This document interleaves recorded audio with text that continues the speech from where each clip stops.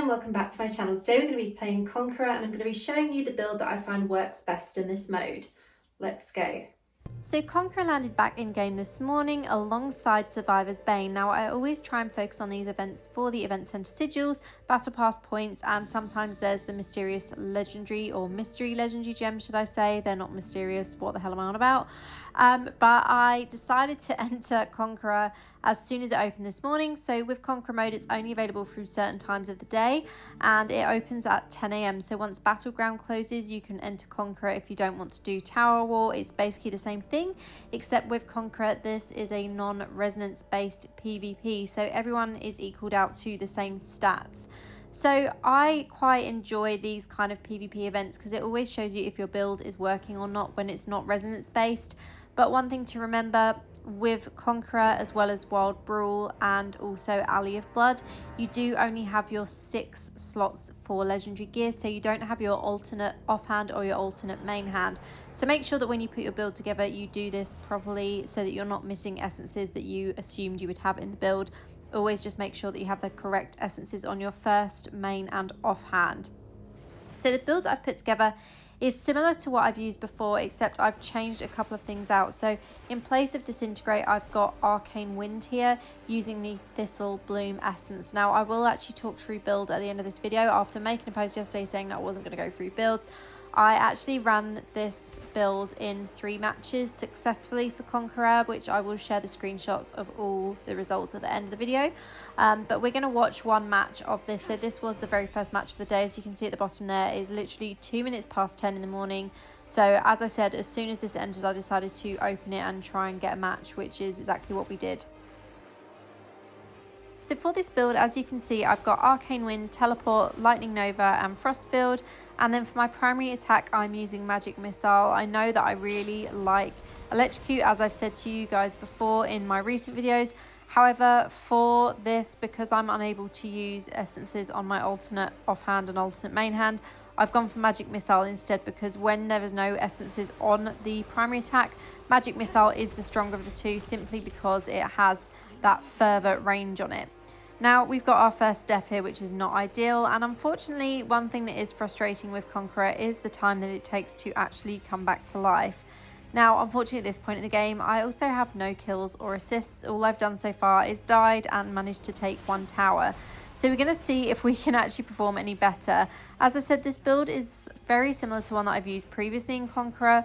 The only thing that I've swapped out is Disintegrate for Arcane Wind, and I thought it would be useful to have a little bit of extra CC, which did prove to come in handy for this match, as I was actually against 4 other wizards.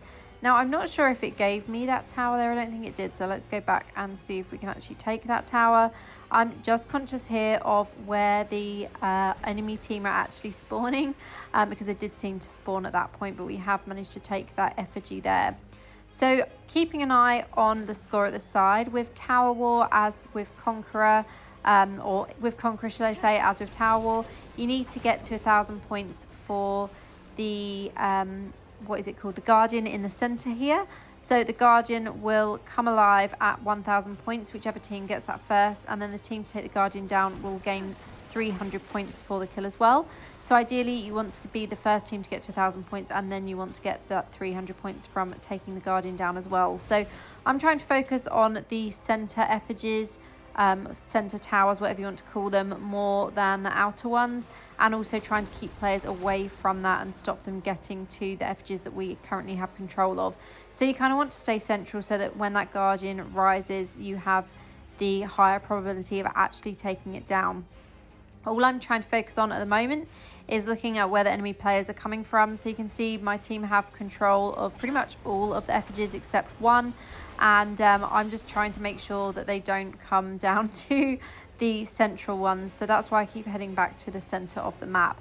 It works as quite a good strategy to do this, because it does mean that as soon as the Guardian pops up, there should be yourself or one of your teammates there ready to actually take it down and gain those extra points for the team as well.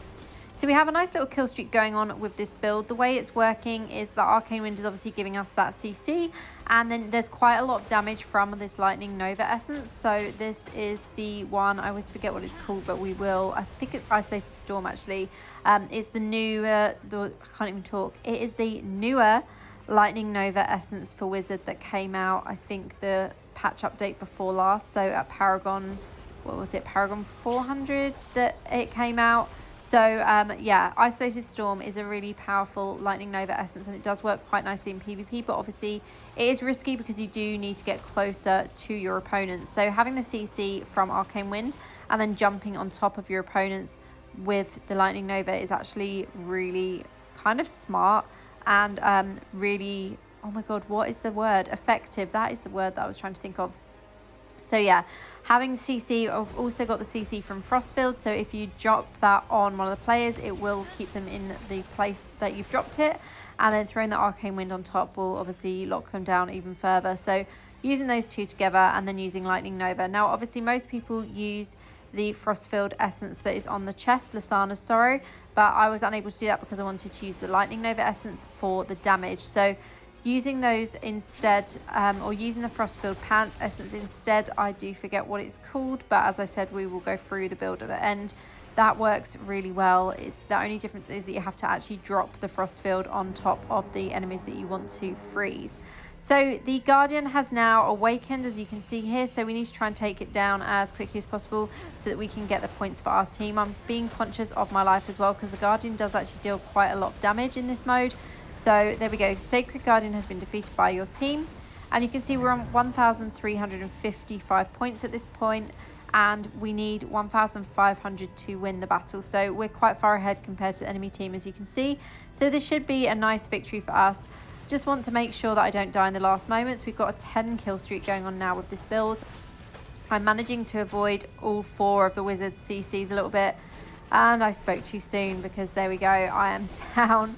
But we have 10 kills and 2 deaths, and it looks like we're going to end the battle with me being down. Unfortunately, I'm not going to revive in time before the match is over. And that is one thing that really does frustrate me with this mode and with Tower War as well, is just the revive time is way too long in it.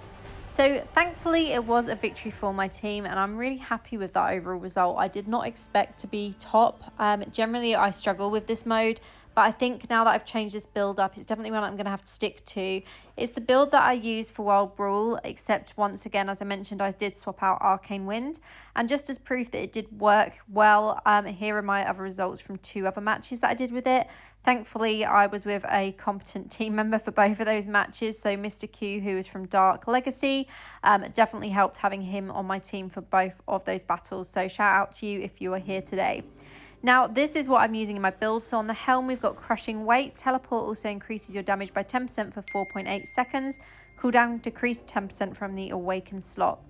Isolated Storm on the chest. So Lightning Nova now calls a lightning orb to orbit you, dealing lightning damage to enemies it hits. Lightning Nova damage is increased 18% and an additional 10% from the Awaken slot.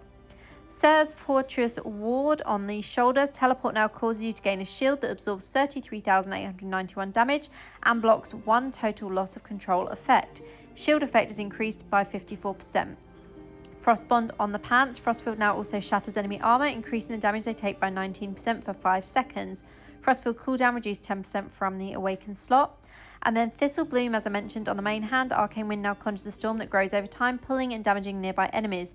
Arcane Wind damage increased 18% and cooldown decreased 10%. And then Unrepentant Gale on the offhand, so maximum Arcane Wind charges increased by 1.